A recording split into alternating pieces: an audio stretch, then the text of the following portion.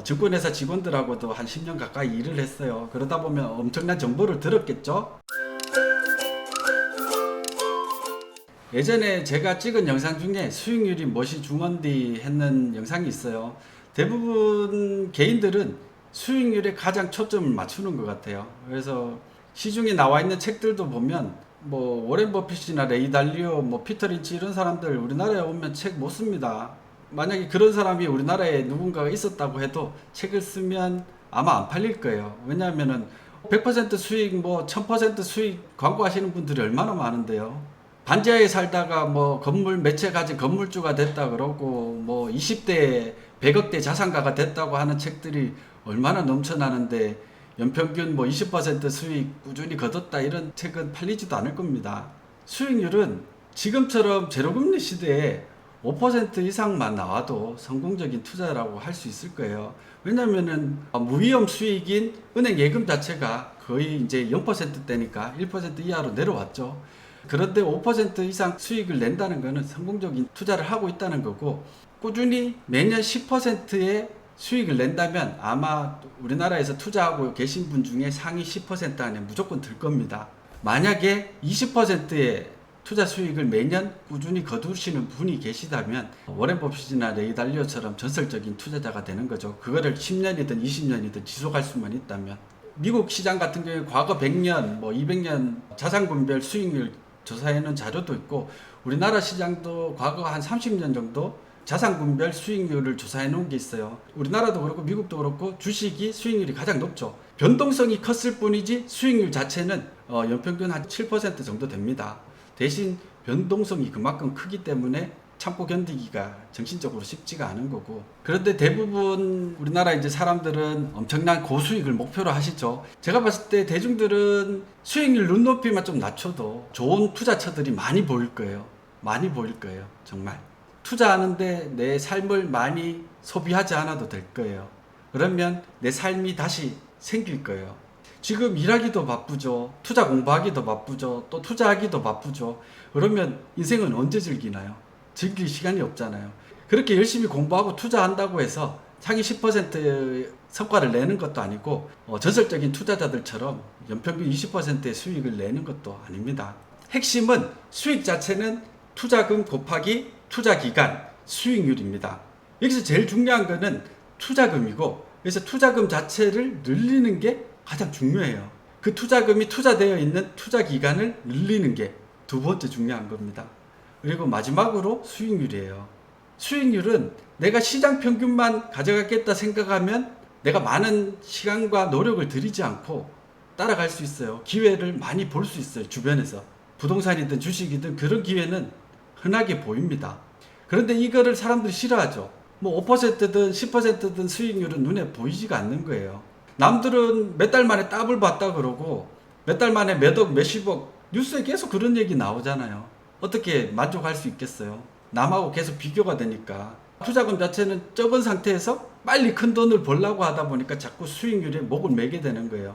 수익률에 목을 매게 되면 잘못된 투자 방식, 투기나 도박을 하게 되는 거고, 그러다 보면은 올바른 투자 철학도 절대 생기지 않습니다. 이번에 코로나 사태 관련된 영상도 제가 코로나 사태가 어떻게 진행됐고 자산시장이 어떻게 움직였고 거기에 대해서 복기를 해놓은 영상이 있습니다.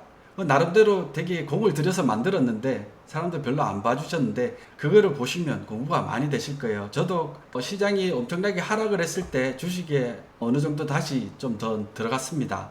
투기로 잠깐 돈을 벌어도 그거 좋지 않습니다. 첫 시작을 투기로 해서 큰 돈을 벌면 앞으로 정석적인 투자, 안정적인 투자는 절대 못하게 되거든요. 내가 투기로 처음에 큰 돈을 벌었다는 것 자체는 장기적인 투자 인생에서 오히려 더 안 좋은 것이 될 수 있기 때문에, 가능하면 투자 원칙을 세우고 원칙을 지키고 장기적으로 안정적으로 투자하려고 노력하시는 게 좋을 것 같아요. 뭐 내가 3년 후에 결혼한다, 5년 후에 결혼하는데 그때 써야 되는 돈을 장기 투자라고 생각하고 넣는 거는 말이 안 되는 거죠. 그러면 5년 후에 시점에서 어떻게 돼 있을지 아무도 모르거든요. 부동산이 어디까지 오를지 아무도 알 수는 없어요. 알 수는 없는데 정부 정책은 우리가 생각하는 것보다 강합니다. 바로 효과가 안 나타날 수는 있지만 장기적으로 보면은 어떤 식으로든 효과가 나게 돼 있어요.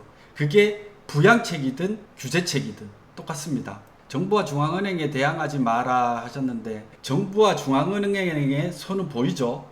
정부는 내가 재정 지출을 크게 늘리겠다 하는 거는 내가 돈을 그만큼 풀겠다는 거고, 중앙은행이 앞으로 완화적 통화 정책을 취하겠다는 거는 금리를 낮추고 돈을 더 풀겠다는 얘기죠. 부동산이 이제 어려울 것 같습니다. 건물주도 별로.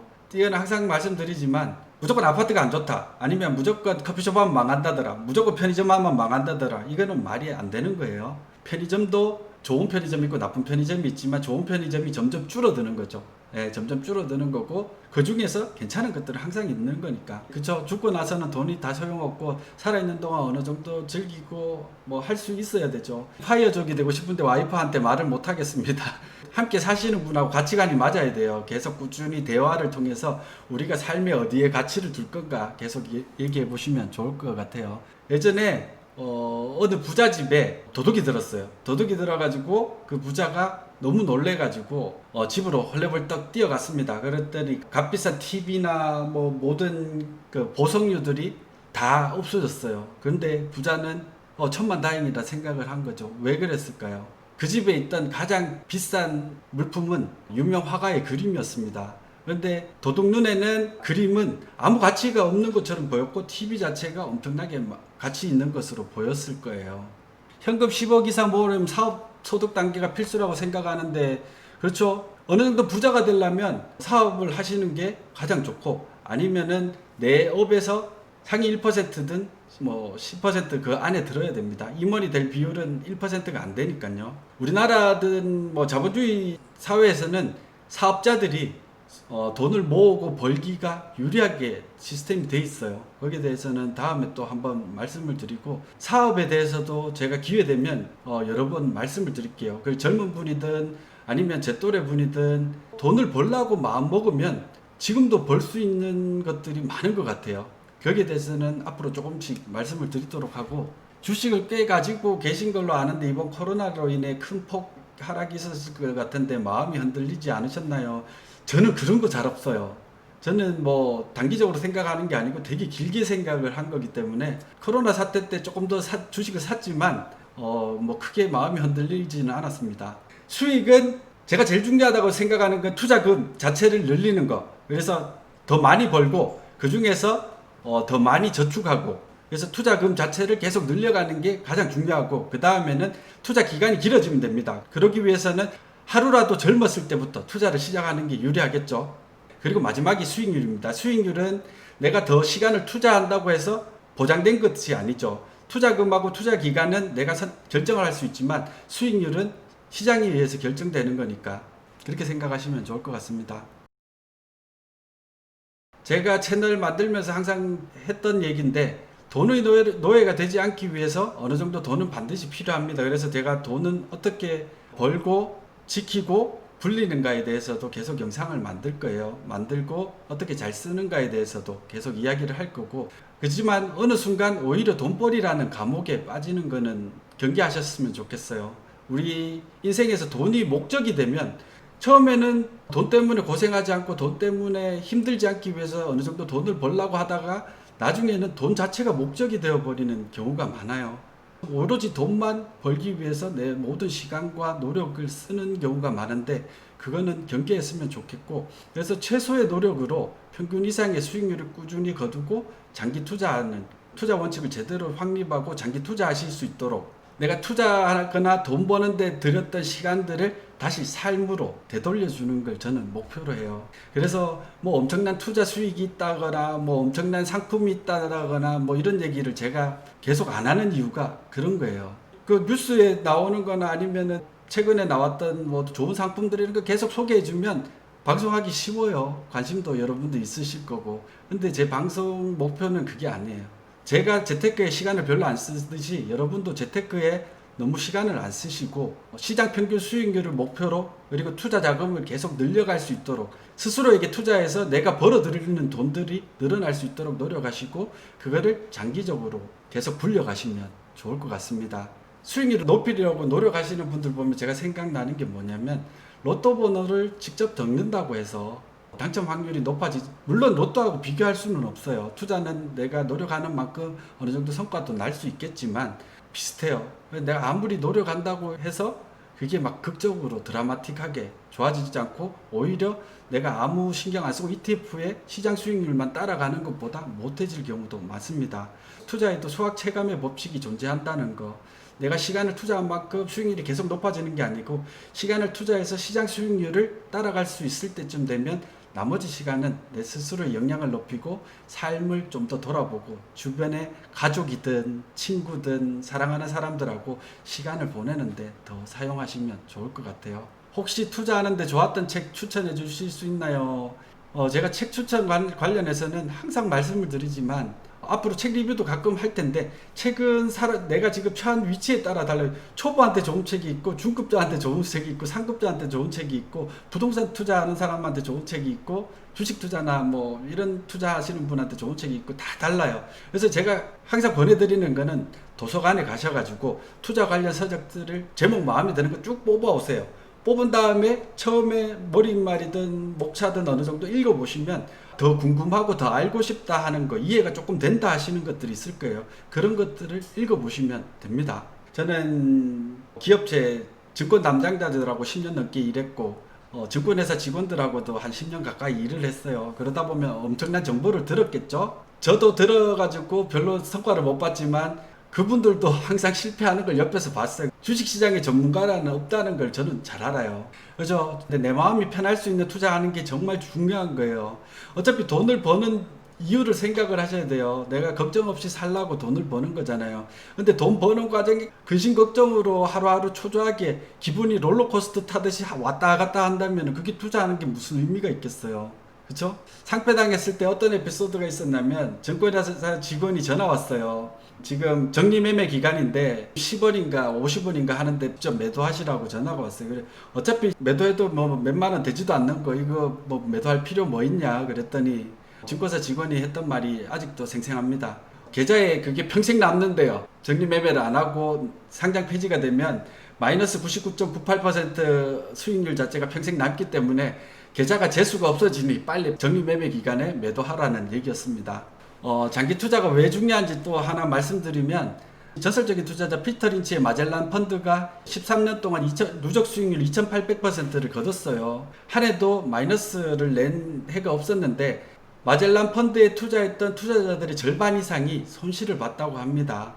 어떻게 이런 일이 벌어질 수 있을까요? 파란 선은 마젤란 펀드의 누적 수익률이고 주황색 선은 S&P 주식입니다. 확실히 비교 지수인 S&P보다 마젤란 펀드가 엄청나게 높은 수익률을 거뒀죠. 근데 왜 투자자들은 절반 이상 손실을 봤을까요? 사람들이 심리를 따라가기 때문에 그래요. 타이밍을 노리거든요. 나는 쌀 때 사서 비싸게 팔 수 있다 생각을 하는 거예요. 대부분 개인들이 펀드에 돈을 넣을 때는 시장이 달아오르고 있을 때입니다. 달아오르고 주식으로 돈 벌었다는 사람들이 늘어나고 사람들이 펀드에 계속 관심이 생길 때예요. 펀드가 벌겋게 달아올랐을 때 개인들은 시장에 참여를 하고 수익률이 계속 좋지 않고 횡보를 한다거나 오히려 하락을 하면 못 견디는 거죠. 1년, 2년도 안 돼서 다시 판매를 해버려요. 판매를 해버리고 나면 마이너스가 나는 거죠. 아니면 수수료 빼면 번전이거나. 그렇게 해서 등락을 거듭하면서 2800%의 수익률을 줬지만 개인들 절반은 마이너스를 냈다는 것은 음미해 볼 필요가 있습니다.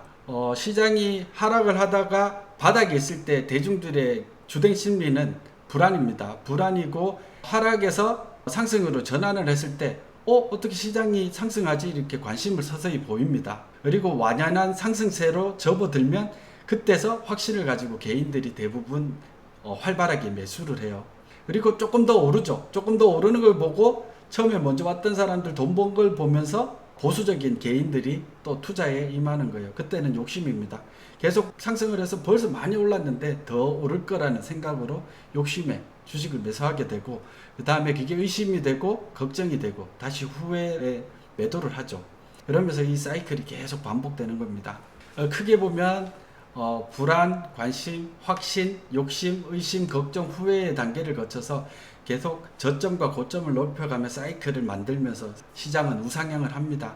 대부분 작은 사이클 안에서 개인들은 꼭대기에 사고 바닥에 팔고 꼭대기에 사고 바닥에 팔고를 반복하면서 수익을 못 내는 거죠. 내가 타이밍을 잘 잡아서 싸게 사고 비싸게 팔겠다 자꾸 생각해서 샀다 팔았다 하는 것보다 장기적으로 보고 그냥 들어가서 꾸준히 가시는 게 수익률 측면에서는 월등하게 낫다고 보시면 됩니다. 투자에 너무 열중하지 마시라고 말씀드린 거에 대해서 기쁜 소식은 투자 주체별 수익률 2001년부터 2016년까지를 살펴보면 개인이 연평균 5.1%의 수익률을 거뒀고 코스피가 연평균 9.7% 상승을 했습니다. 외국인을 비롯해서 보험, 투신, 은행, 연기금 모든 사람들이 샀다 팔았다 했던 사람들은 절대 코스피가 그냥 상승했던 수익률, 평균 수익률을 따라잡지 못했어요. 물론 외국인도 평균 수익률보다 더 월등히 나은 수익률을 거둔 사람도 있을 겁니다. 이건 평균입니다. 평균. 개인 평균이 5.1%고 보험이 7.9%, 투신이 8.2% 이렇게 된 거예요.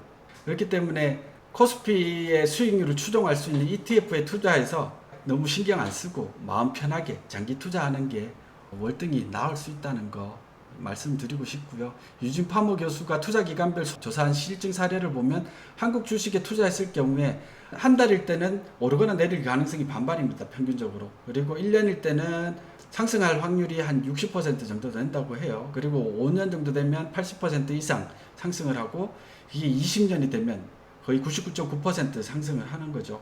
꾸준히 적립식으로 투자하면 손실 볼 가능성은 거의 없다고 보시면 맞습니다. 한국은행 사이트에 들어가면 100대 통계 지표가 있어요.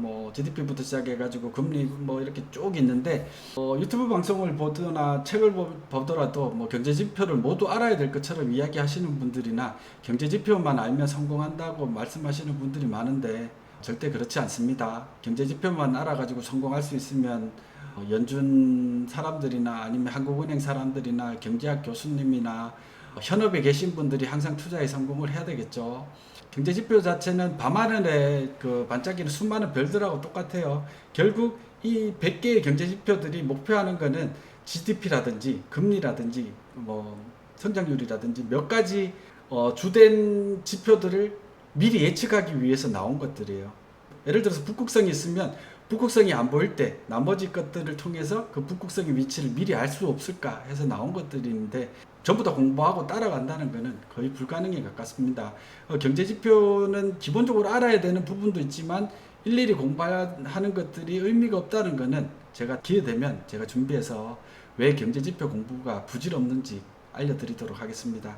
핵심은 그거예요. 경제지표는 대부분 상관관계지 인과관계가 아니에요. 자연과학의 법칙처럼 예를 들어서 물이 100도씨까지 온도가 올라가면 그게 끓어서 기화된다든지 이런 것들이 아니라 특정 시점에서 이 지표가 올라갔을 때 이 지표는 하강하더라. 이렇게 상관관계들이 규명된 거지 인과관계들이 아니기 때문에 그렇습니다. 투자는 기본적으로 기회비용도 생각하셔야 되고 내가 인풋 대비 아웃풋을 생각하셔야 돼요. 내가 1% 수익률을 더 거두고 2% 수익률을 더 거두는데 내 삶의 대부분의 시간을 쏟는다면 그거는 현명한 투자는 아니겠죠.